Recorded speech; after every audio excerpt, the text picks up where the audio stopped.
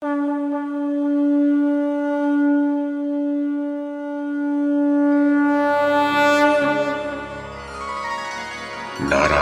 नमस्कृत्य नरं चैव नरोत्तमं देवीं सरस्वतीं व्यासं ततो जयमुदीरयेत्।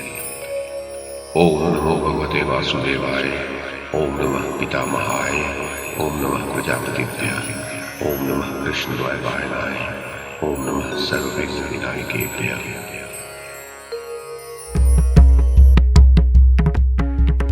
नमस्कार। महाभारत कथा श्रृंखला में आपका स्वागत है। श्रीमन महर्षि वेद व्यास द्वारा रचित महाकाव्य महाभारत को एक कथा श्रृंखला के रूप में प्रस्तुत करते हुए पिछली कड़ी में मैंने मूल संस्कृत ग्रंथ के प्रथम पर्व, जो आदि पर्व के नाम से प्रसिद्ध है, उसके 13वें उपपर्व अर्थात वैवाहिक पर्व में विवाह पर राजा द्रुपद की आपत्ति की जो कथा कही गई है उसे आपको सुनाया था। अब इस कड़ी में इसी वैवाहिक पर्व में द्रौपदी व पांडवों के पूर्वजन्म एवं विवाह की जो कथा कही गई है उसे मैं कमल किशोर आपको सुनाता हूँ।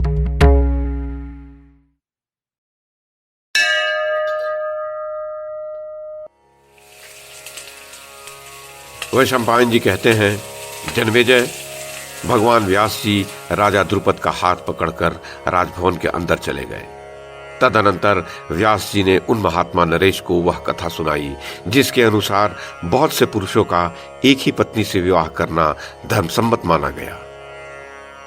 व्यास जी ने कहा, पांचाल नरेश, पूर्व काल की बात है, नैमिषारण्य क्षेत्र में देवता लोग एक यज्ञ कर रहे थे। उस समय वहां सूर्यपुत्र यम यज्ञकार कर रहे थे। उस यज्ञ की दीक्षा लेने के कारण यमराज ने मानव प्रजा की मृत्यु का काम बंद कर रखा था।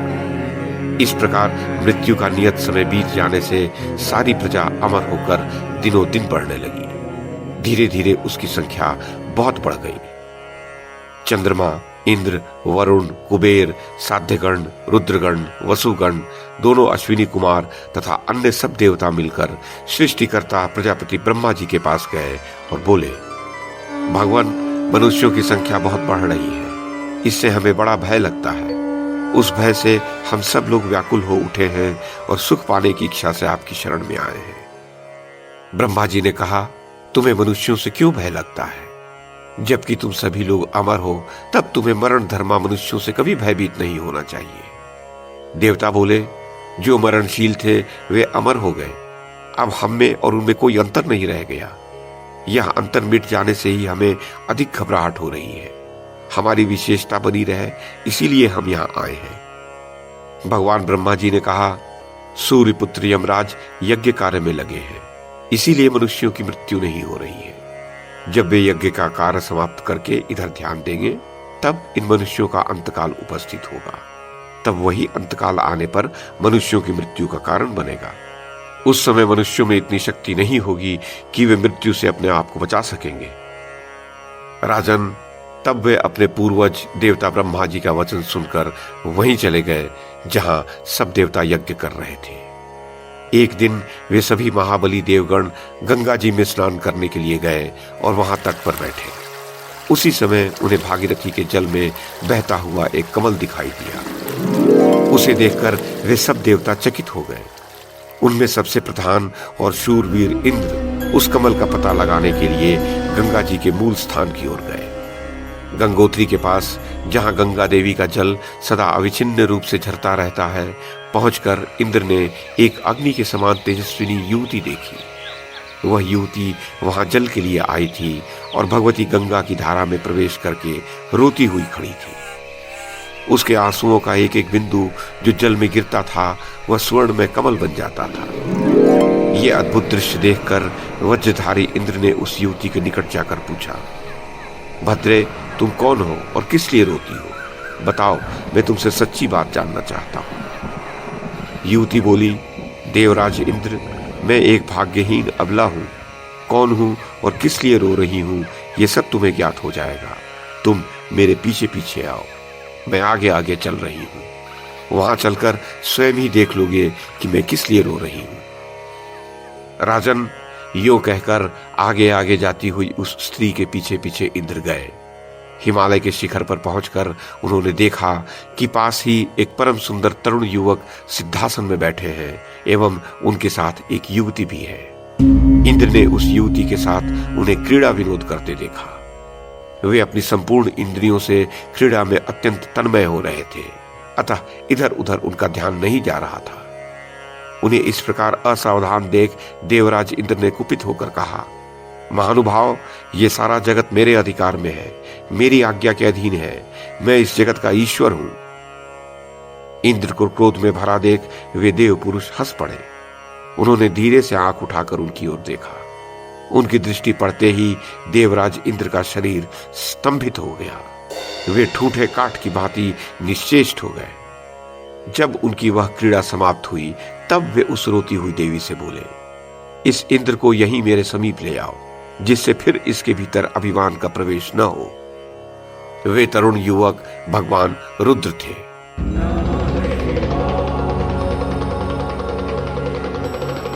तदनंतर उस स्त्री ने ज्यों ही इंद्र का स्पर्श किया, उनके सारे अंग शिथिल हो गए और वे धरती पर गिर पड़े। तब उग्र तेजस्वी भगवान रुद्र ने उनसे कहा, इंद्र, फिर किसी प्रकार भी ऐसा घमंड न करना। तुम में अनंत बल और पराक्रम है, अतः इस कंदरा के द्वार पर लगे हुए इस महान पर्वतराज को हटा दो और इसी कंदरा के अंदर प्रवेश कर जाओ, जहां सूर्य के समान तेजस्वी तुम्हारे जैसे और भी इंद्र रहते हैं। उन्होंने उस महान पर्वत की कंदरा का द्वार खोलकर उसमें अपने ही समान तेजस्वी अन्य 4 इंद्रों को भी देखा। उन्हें देखकर वे बहुत दुखी हुए और सोचने लगे, कहीं ऐसा तो नहीं होगा कि मैं भी इन्हीं के समान दुर्दशा में पड़ जाऊंगा। तब पर्वत पर शयन करने वाले महादेव जी ने आंखें तरेर कर कुपित हो वज्रधारी इंद्र से कहा, शतक्रतो, तुमने मूर्खतावश पहले मेरा अपमान किया है, इसलिए अब इस कंदरा में प्रवेश करो। उस पर्वत शिखर पर भगवान रुद्र के यूं कहने पर देवराज इंद्र पराभव की आशंका से अत्यंत दुखी हो गए। उनके सारे अंग शिथिल पड़ गए और वायु से हिलने वाले पीपल के पत्ते की भांति वे थर थर कांपने लगे। वृषभ वाहन भगवान शंकर के द्वारा इस प्रकार सहसा गुफा प्रवेश की आज्ञा मिलने पर कांपते हुए इंद्र ने हाथ जोड़कर उन अनेक रूपधारी उग्र स्वरूप रुद्रदेव से कहा, जगदेव ने, आप ही समस्त जगत की उत्पत्ति करने वाले आदि पुरुष हैं। तब भयंकर तेज वाले रुद्र ने हंसकर कहा, तुम्हारे जैसे शील स्वभाव वाले लोगों को यहां प्रसाद की प्राप्ति नहीं होती। ये लोग भी पहले तुम्हारे ही जैसे थे, अतः तुम भी इस कंदरा में घुसकर शयन करो। वहां भविष्य में निश्चय ही तुम लोग ऐसे ही होने वाले हो। तुम सबको मनुष्य योनि में प्रवेश करना पड़ेगा। उस जन्म में तुम अनेक दुस्सह कर्म करके बहुतों को मृत्यु के घाट उतारकर पुनः अपने शुभ कर्मों द्वारा पहले से ही उपार्जित पुण्य आत्माओं के निवास योग्य इंद्रलोक में आ जाओगे। मैंने जो कुछ कहा है वह सारा कुछ तुम्हें करना होगा। इसके सिवा और भी नाना प्रकार के प्रयोजनों से युक्त कार्य तुम्हारे द्वारा संपन्न होंगे। पहले के 4 इंद्र बोले, भगवान, हम आपकी आज्ञा के अनुसार देवलोक से मनुष्य लोक में चले जाएंगे, जहां दुर्लभ मोक्ष का साधन भी सुलभ होता है, परंतु वहां हमें धर्म, वायु, इंद्र और दोनों अश्विनी कुमार, यही देवता माता के गर्भ में स्थापित करें। तदनंतर हम दिव्यास्त्रों द्वारा मानव वीरों से युद्ध करके पुनः इंद्रलोक में चले आएंगे। राजन, पूर्ववर्ती इंद्रों का यह वचन सुनकर वज्रधारी इंद्र ने पुनः देवश्रेष्ठ महादेव जी से इस प्रकार कहा, भगवान, मैं अपने वीर से अपने ही अंशभूत पुरुष को देवताओं के कार्य के लिए समर्पित करूंगा, जो इन 4 के साथ 5वां होगा। उसे मैं स्वयं ही उत्पन्न करूंगा। विश्वभुक, भूतधामा, प्रतापी इंद्र शिबी, चौथे शांति और 5वें तेजस्वी, यही उन 5 के नाम हैं। उग्र धनुष धारण करने वाले भगवान रुद्र ने उन सबको उनकी अभिष्ट कामना पूर्ण होने का वरदान दिया, जिसे वे अपने साधु स्वभाव के कारण भगवान के सामने प्रकट कर चुके थे।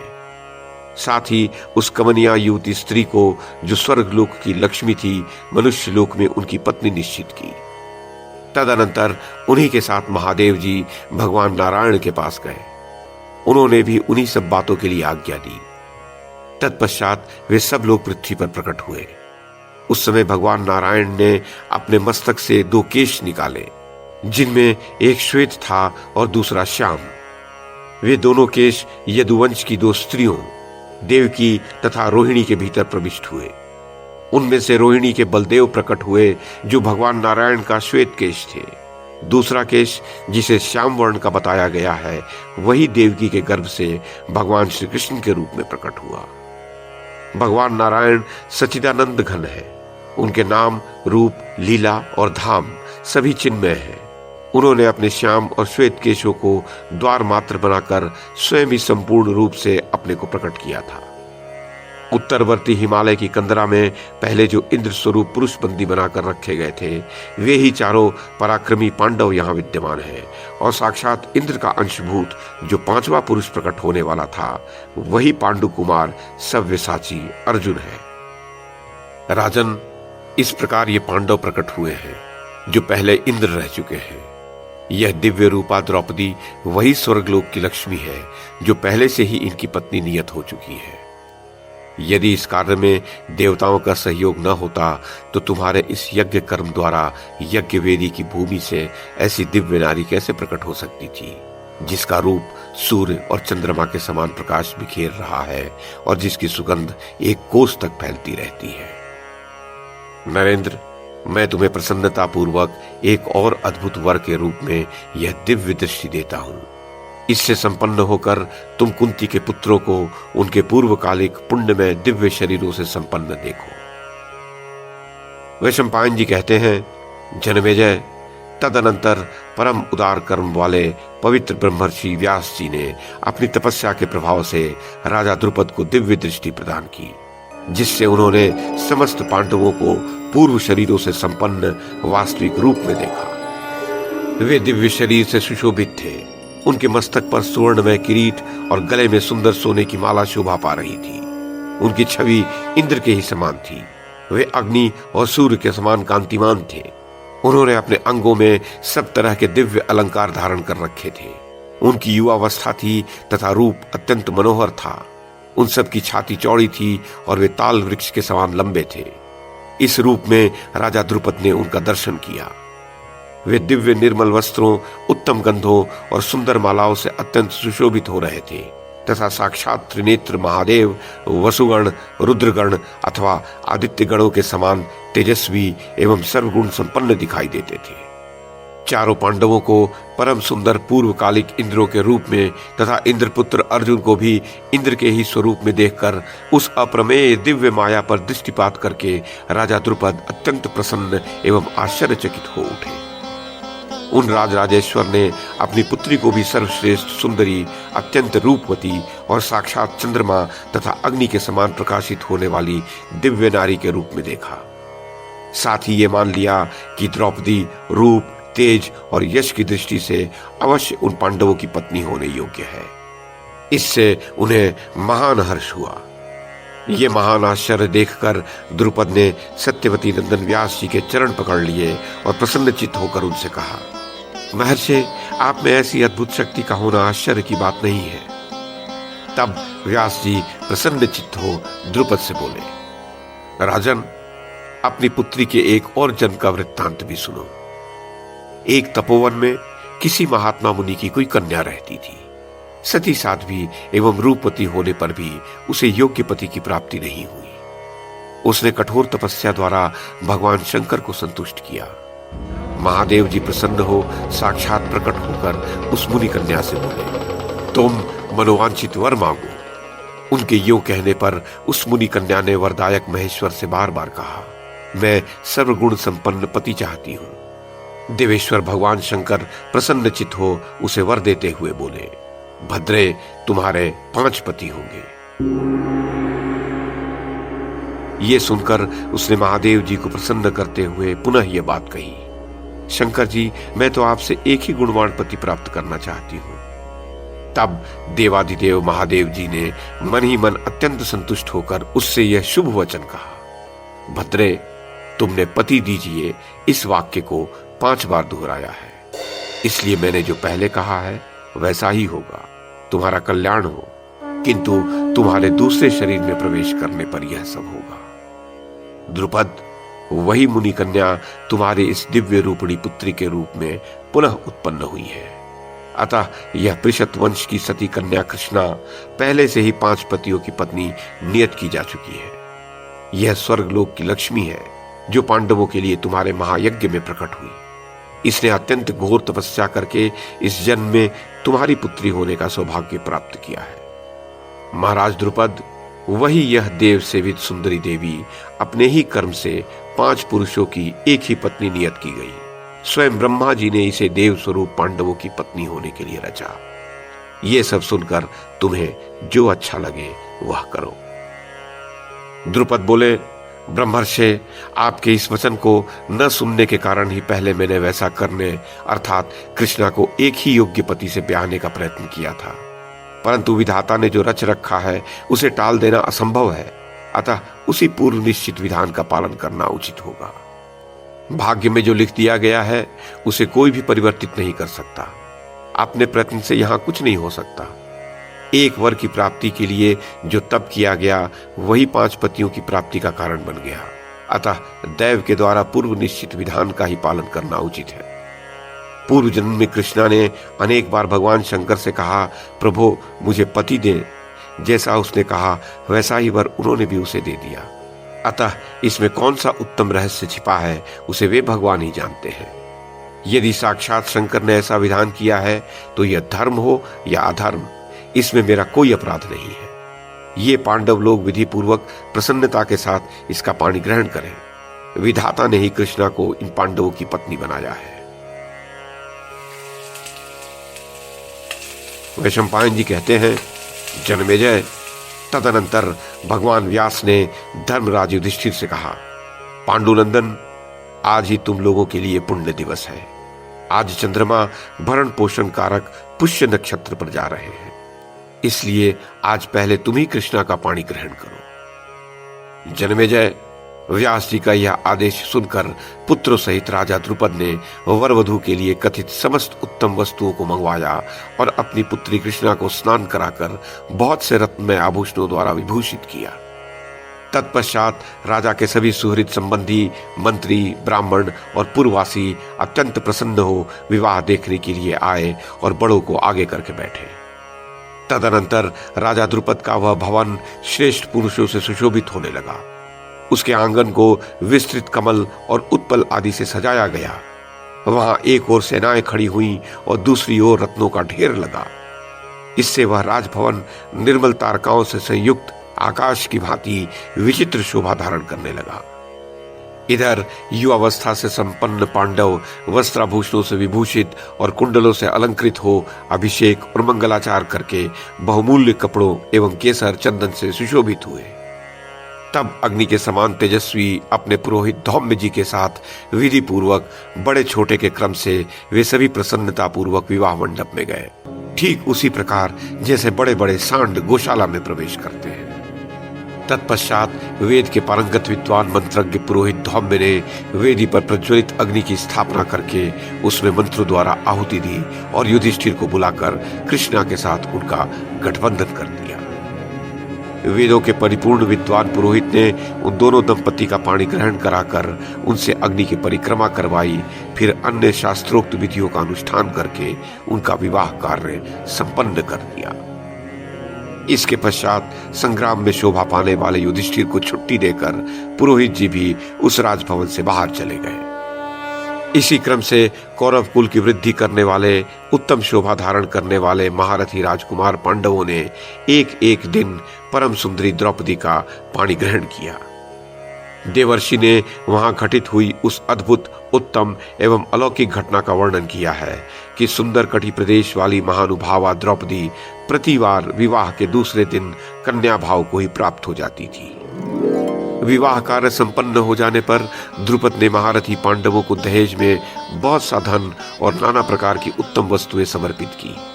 सुंदर सुवर्ण की मालाओं और सुवर्ण जटित जुओं से सुशोभित 100 रथ प्रदान किए, जिनमें 4-4 अश्व जुटे हुए थे।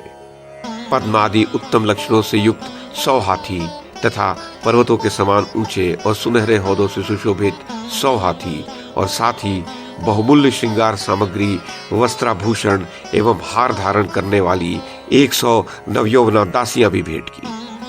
सोमक वंश में उत्पन्न महानुभाव राजा द्रुपद ने इस प्रकार अग्नि को साक्षी बनाकर प्रत्येक सुंदर दृष्टि वाले पांडवों के लिए अलग अलग प्रचुर धन तथा प्रभुत्व सूचक बहुमूल्य वस्त्र और आभूषण अर्पित किए। विवाह के पश्चात इंद्र के समान महाबली पांडव प्रचुर रत्न राशि के साथ लक्ष्मी स्वरूपा द्रौपदी को पाकर पांचाल राज द्रुपद के ही नगर में सुखपूर्वक विहार करने लगे। जन्मेजय विवाह कार्य संपन्न हो जाने के पश्चात द्रुपद की रानियों ने कुंती के पास आकर उनके पैरों पर सिर रखकर प्रणाम किया। रेशमी साड़ी पहने द्रौपदी भी सास को प्रणाम करके हाथ जोड़े नम्र भाव से उनके सामने खड़ी हो गई। तब कुंती ने बड़े प्रेम से अपनी शीलवती पुत्रवधू द्रौपदी को आशीर्वाद देते हुए कहा, जैसे इंद्राणी ने इंद्र से, स्वाहा ने अग्नि से, रोहिणी ने चंद्रमा से, दमयंती ने नल से, अरुंधति ने वशिष्ठ से और लक्ष्मी ने भगवान नारायण से प्रेम निभाया है, वैसे ही तुम भी अपने पतियों से प्रेम निभाना। तुम आयुष्मती, वीर प्रसविनी, सौभाग्यवती और पतिव्रता होकर सुख भोगो। अतिथि, अभ्यागत, साधु, वृद्ध और बालकों की आवभगत तथा पालन पोषण में भी तुम्हारा समय व्यतीत हो। तुम अपने सम्राट पतियों की पटरानी बनो। जगत के सारे सुख तुम्हें मिले और तुम 100 वर्ष तक उनका उपभोग करो। जन्मेजय, भगवान श्री कृष्ण ने पांडवों का विवाह हो जाने पर भेंट के रूप में वैदुर्य आदि मणियों से जड़े हुए स्वर्ण अलंकार, बहुमूल्य वस्त्र, देश विदेश के बहुमूल्य कंबल, दुशाले, सैकड़ों दासियां, बड़े बड़े घोड़े, हाथी, रथ, करोड़ों मोहरें और अत्यधिक स्वर्ण भेजा। युधिष्ठिर ने भगवान श्री कृष्ण की प्रसन्नता के लिए सब कुछ बड़े हर्ष से स्वीकार किया। सभी पांडव द्रौपदी की सुशीलता, एकाग्रता और सद्व्यवहार से बहुत संतुष्ट थे और द्रौपदी को भी संतुष्ट रखने का प्रयत्न करने लगे। इसी प्रकार द्रुपद कुमारी कृष्णा भी अपने उत्तम नियमों द्वारा पांडवों का आनंद बढ़ाने में लग गई।